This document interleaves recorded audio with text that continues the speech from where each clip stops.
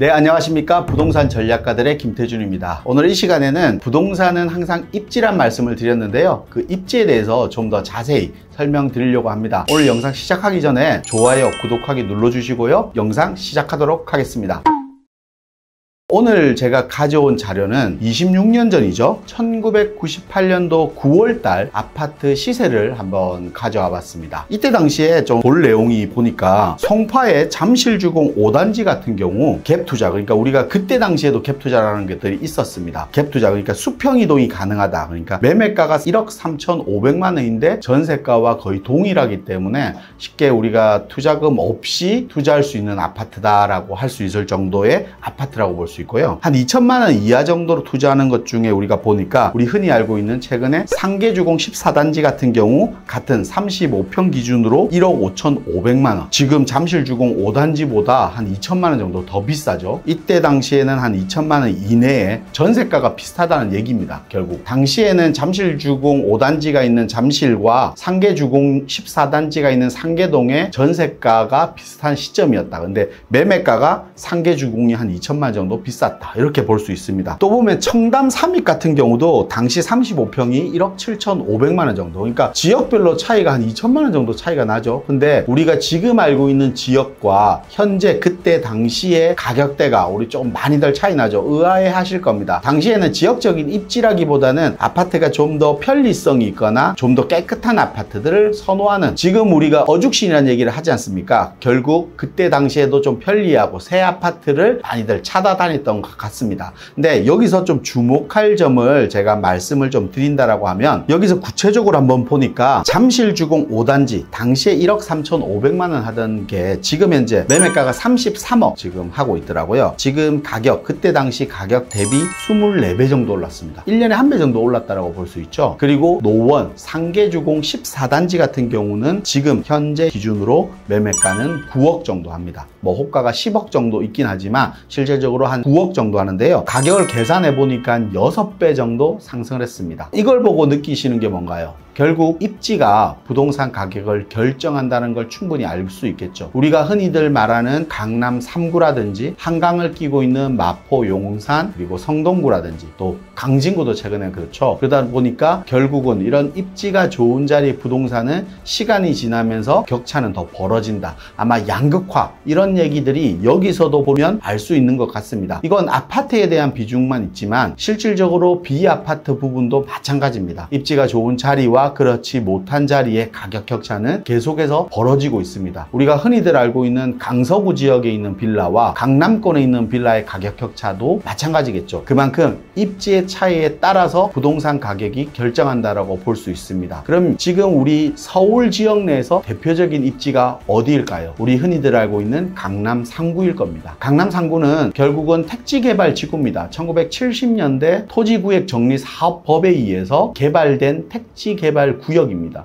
이 지역 내에서는 뭐 도로라든지 직장이라든지 학교라든지 모든 것이 갖춰져 있다 보니 이 지역에 대한 입지에 대한 장점들이 극대화되어 있는 지역이라고 볼 수 있겠죠. 좀 지도로 한번 보면서 설명을 좀 드릴까요? 한강 이남 지역인 강남 지역은 결국은 우리가 영동개발이라는 지역으로 영동 1지구, 2지구로 개발되었는데요. 영동이란 뜻은 영등포의 동쪽에 있다는 뜻입니다. 예전 구도심 같은 경우는 영등포죠. 영등포는 구도심으로 잘 활성화되었던 지역이라고 할 수 있는데요. 이 지역의 동쪽 지역을 개발하면서 서초구, 강남구, 그리고 송파구가 개발되면서 지금의 입지를 갖추게 된 것입니다. 지금 이렇게 말씀드린 세 군데가 서울에서 가장 입지가 좋은 자리라고 표현을 하죠. 그리고 부동산 가격이 현재로도 가장 높은 지역입니다. 이 지역 중에 서초구가 가장 먼저 개발이 되었고 이후 강남구, 송파구가 개발되었습니다. 송파구 같은 경우는 2008년도에 잠실주공 1단지부터 4단지, 지금 엘스 리센치 아파트들이 있는 자리겠죠. 이 자리에 신규 아파트가 들어서면서 강남의 대체 주거지, 그러니까 새로운 아파트들이 들어오면서 인기도가 올라가며 송파가 그때부터 각광을 받기 시작하는 겁니다. 그래서 지금 현재는 강남 3구라는 이미지를 가지고 있는 지역이죠. 하지만 실제적으로 강남의 개발의 원조, 그러니까 첫 번째 개발 지역은 서초구입니다. 지금 반포 한강변 라인의 아파트들이 신규 아파트가 들어서고 40억, 50억대를 찍고 있고 또 새로운 아파트가 짓고 있습니다. 73년 1월에 반포의 한강변 아파트가 처음 생겼죠. 당시에는 분양이 잘 되지는 않았습니다. 하지만 고속버스 터미널이 생기고 주변 지역에 사람들이 몰려오면서 또 인기를 얻게 되었죠. 지금은 아마 돈이 없어서 들어가기 힘든 지역일 겁니다. 그만큼 가격이 높게 형성되어 있고 지금 뭐 60억 이상을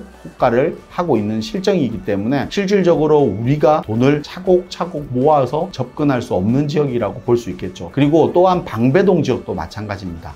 이렇게 서초구 지역 전체가 개발 이슈가 있는 지역으로 변모되고 있는 겁니다. 당연히 1970년 초반부터 개발되었던 지역이다 보니 지금 동네 전체는 50년 정도가 흘렀던 겁니다. 그러다 보니 서초구 지역이 최근 개발 이슈가 많이 되고 있다고 볼 수 있겠죠. 또 최근에 88 부동산 대책에서 발표할 때 공급에 대한 대책을 발표했습니다. 그 공급 대책 중에 미래 세대를 위해 서울과 서울 인근 지역의 그린벨트 등을 활용하여 합리적 가격의 주택 공급을 추진하겠다. 그래서 토지 이용 효율성 제고 등으로 주택을 추가 공급하겠다라는 얘기들을 했습니다. 그때부터 서울시의 그린벨트 내 지역의 개발 이슈가 또 생기게 되겠죠. 그러면서 지금 그린벨트 지역을 관심 있게 서울 지역을 보게 됩니다. 서울 지역의 그린벨트 표를 한번 보도록 하겠습니다. 서울 지역의 그린벨트 지도로 보면 서울 중심부보다는 외곽 지역 형태로 그린벨트 녹색으로 많이 칠해져 있죠. 서울 전체 면적의 약 25% 정도가 그린벨트로 묶여 있습니다. 하지만 보시면 강북 지역에 있는 그린벨트 대부분은 북한산이라든지 도봉산이라든지 이렇게 산으로 구성되어 있기 때문에 개발 이슈가 들어간다고 하더라도 쉽지 않은 지역이라고 볼 수 있겠죠. 그래서 그린벨트 해제에 대한 관심도는 강남쪽으로 가장 많은 관심을 보이게 되는 것입니다. 그 중에서 우리가 면적 중에 구별로 따져봤을 때 서초구와 강서구가 가장 넓은 면적을 가지고 있습니다. 그러다 보니 강서구 지역의 김포공항 왼쪽 편으로 필지들이 있는 지역과 서초구 지역이 아마 지금 그린벨트 해제를 통한 주택 공급을 하겠다는 얘기들을 하고 있습니다. 지금 강서구와 서초구 지역에 집중적으로 주택 공급을 하게 되면 주거환경, 많은 재개발과 재건축을 통해서 주거환경 개선 사업들이 일어나고 있는데 앞으로 이런 그린벨트 해제로 통한 주택 공급이 활성화된다라고 하면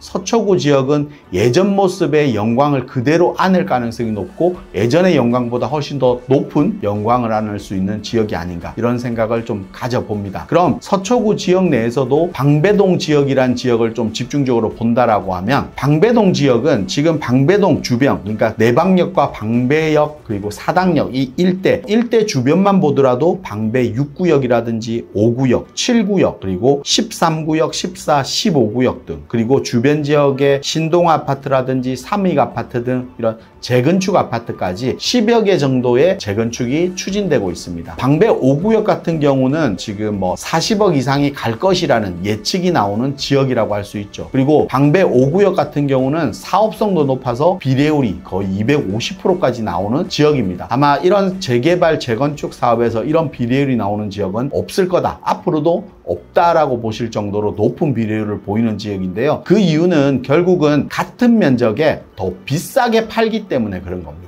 많은 주택을 공급할 수 있는데 거기서 더 비싸게 팔 수 있다라고 하면 사업성이 당연히 올라갈 수밖에 없는 것이죠. 그만큼 높은 가격에 팔 수 있기 때문에 사업성, 비례율이 높다라고 보시면 됩니다. 방배 5구역뿐만 아니라 13, 14, 15구역도 개발 사업들을 하고 있습니다. 지금 이주가 완료된 지역도 있고요. 그리고 방배 신동화라든지 삼익 아파트들도 이주가 완료되었습니다. 2025년도부터 2030년까지 약 10,000세대의 신규 아파트가 공급된다고 보시면 될 것 같습니다. 그만큼 방배동 일대 지역은 이제 예전에는 고급 주거단지, 그러니까 주택단지로 이루어진 지역이 고급 아파트 단지, 우리가 원하는 신규 아파트니 새 아파트들이 들어서고 시세가 30억, 40억을 하는 아파트들이 주변 형성을 이룬다라고 볼 수 있습니다. 그럼 주변 지역의 집가들, 주변 지역의 토지의 부동산들의 가격은 어떻게 움직일까요? 아마 지금보다 더 많은 부동산 가격이 상승을 할 지역이 아마 이 방배동 일대가 아닌가라는 이런 생각을 가져봅니다. 결국 부동산은 입지라는 말씀을 항상 드리죠. 이 부동산의 입지는 결국은 부동산 가격이 높은 겁니다. 높다는 것은 주변 지역에 있는 모든 부동산의 가격들도 동반해서 상승할 수 있는 지역이고 상승을 한다는 지역입니다. 어떤 우리가 흔히들 알고 있는 새 아파트 가격만 높을까? 그것은 아닙니다. 새 아파트뿐만 아니라 단독주택, 다세대 주택, 비아파트 같은 경우들도 동반해서 상승할 수 있는 지역이 아닌가. 그리고 이런 많은 개발 이슈 때문에 추가적으로 개발 이슈들이 계속해서 생길 수 있는 지역이 이런 지역이 아닌가라는 생각을 또 해봅니다. 그런 개발 구역이 생긴다라고 하면 높은 시세로 인해서 사업성은, 면적이 작더라도 사업성은 높아질 수밖에 없는 겁니다. 그만큼 사업성까지 앞서는 지역이 이런 서초구 지역이 아닌가라는 생각을 가져보면서 오늘 영상을 좀 마무리하도록 하겠습니다. 이렇게 부동산에서 항상 말씀드리는 입지의 중요성을 말씀드리는데요. 입지라는 것은 결국은 부동산 가격이 높다는 것입니다. 부동산 가격이 높다는 것은 그만큼 상승할 수 있는 확률, 가능성 이런 부분이 높게 형성되고 더 많이 오를 수 있다는 전제 조건을 깔고 있다는 거 볼 수 있겠죠. 그만큼 부동산 선택에서는 입지의 중요성을 꼭 체크하셔서 들어가셨으면 좋겠습니다. 우리가 알고 있는 흔히들 좋은 입지, 들었던 입지들은 알고 있죠. 그 지역은 우리가 쉽게 접근할 수 없는 지역이라고 표현을 합니다. 하지만 이런 지역 내에서도 내가 가진 자금으로 충분히 접근할 수 있는 방법도 있기 때문에 이런 방법을 찾아보고 좀 결정하셨으면 좋겠습니다. 미리 선뜻 포기하기보다는 좀 더 적극적으로 움직이다 보면 기회는 분명히 있게 되는 것입니다. 그리고 항상 입지는 불변이라고 하지만 항상 변화되는 입지들도 있기 때문에 이런 변화의 입지도 발맞춰서 움직인다라고 하면 충분히 좋은 입지에 선택할 수 있는 방법이 아닌가라는 생각도 드니까요. 저희 영상을 많이 시청하신다라고 하면 좀 더 좋은 입지를 발견할 수 있는 눈이 생기지 않을까 이런 생각을 가져봅니다. 오늘 영상 좋으셨다라고 하면 좋아요, 구독하기 꼭 눌러주시고요. 다음 영상에서도 좀 더 좋은 영상으로 인사드리도록 하겠습니다. 감사합니다.